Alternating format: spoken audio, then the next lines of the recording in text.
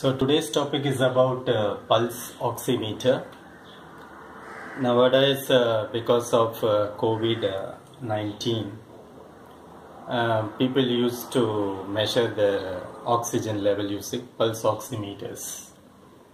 Okay, so we will see what's the basic underlying principle, how physics gets involved into it, how electronics is being involved, and how we can design a system by which we can manufacture pulse oximeters.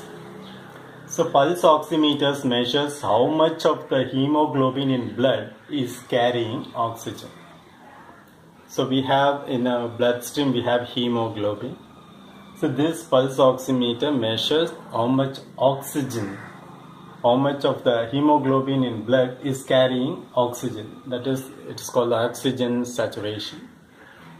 The main way of oxygen is carried in our blood is by means of hemoglobin. This is the important point. So, an oxyhemoglobin will contain O2. A deoxyhemoglobin, there is no oxygen. Okay. Now, the physics or the basic electronic principles we are trying to make use of to find out oxyhemoglobin response and deoxyhemoglobin response.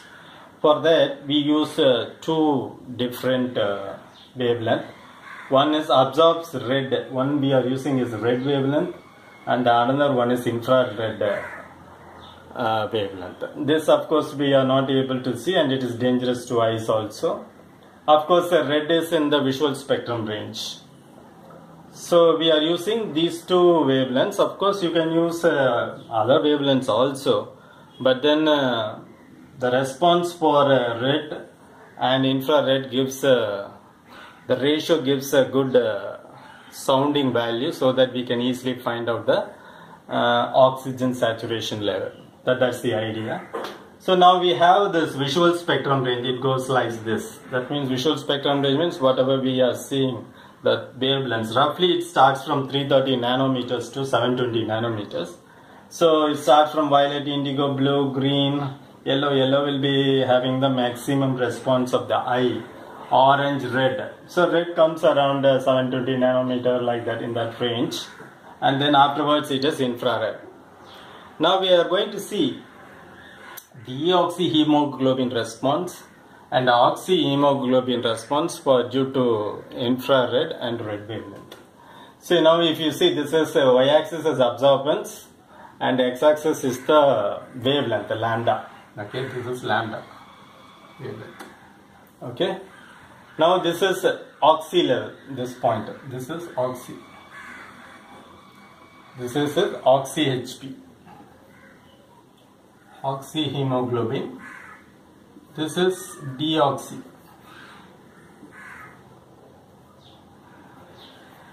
Deoxyhemoglobin. Now if you carefully see, oxyhemoglobin, the absorbance less than 650 nanometer, it is maximum. Whereas it comes down at red. At red it is minimum. And once again slowly it rises and reaches 800 nanometers, somewhat slightly increasing, and afterwards it has a steady constant response up to 950 nanometer, which is infrared. Whereas in a deoxy-HB hemoglobin, at 650 or slightly 600, the absorbance is high and slowly decreases. It is type of exponential decay, and 800 nanometer, both the oxy-HB and deoxy-HB crosses this point, but deoxy afterwards it gradually decreases and goes like this with respect to the infrared. Now if you measure at two different wavelengths, for example at red, the difference in level here, and if you measure at this point, the difference in level for oxyhemoglobin and deoxyhemoglobin, this response and this response, the difference in that value. You take these two values, and with that we can compute the oxygen levels in the blood, in the hemoglobin especially. So how to calculate the percentage now? For example, Assume I have 16 hemoglobins. If the 16 hemoglobins, say 4, 4, 4 or 16 hemoglobins, all the 16 hemoglobins are filled with oxygen. So if that is case, it is 100%. Only 8 are, or 4, 8, 12. Only 12 have oxygen O2, that is oxyhemoglobin means, then it is 75%. Only 8 are having oxygen O2 in hemoglobin means it is 50%. Only 4 means it is only 25%. So that is the way we can find out oxygen availability in the hemoglobin. So based on the optical properties, we can find out the difference in ratio at this wavelength, 650 nanometer red wavelength. What is the difference between oxyhemoglobin and deoxyhemoglobin? Similarly at 950 nanometers infrared. Here again you can measure. Of course you can measure anywhere, but this gives a good deviation response, and it is easy to find or to calculate. Now the thing is, now we have to apply our physics or basic circuit theory knowledge or electronics knowledge to devise a model by which we can build the system or oximeter system. One of the greatest advantage of oximeters is non-invasive. Just you have to keep it, light will go through, and other side of the light we have an detection device, photodiode. We can receive the signal and we can process using a microcontroller, and we can tell accurately what is the oxygen level in our blood. So now it becomes a very handy device. Okay, anybody can use it. There is no expertise to make the system. So to understand, so what we do is we are going to place a transmitting unit and a receiving unit. So the transmitter basically is an LED, but that LED, first LED should have this wavelength 650 nanometers. You can have the first LED and the second LED, and both can be operated a little later. First you get the readings from red LED, and then afterwards you get the reading from infrared LED and calculate the ratio for oxygenated hemoglobin, deoxygenated levels, and thereby you can do some computations with the help of microcontroller, and finally you can get the results. So the idea is, so we need a source. So there you can keep an LED. So this usually I can see with the pulse oximeter that is available in the market is of 2 cells, that is roughly around 2.8 or 3 volts roughly. So here we can have a 3 volt supply. The current that is allowed through the particular LED. So if I say an LED means this is red LED, this is going to give out this red wavelength 650 nanometers. And the driving current, based on that you can always calculate the resistance value. And this light is allowed to pass through our index finger, or you can keep anywhere, but usually the comfortable way is index finger. And then it passes through, then we can have a photodiode. This will receive this wavelength,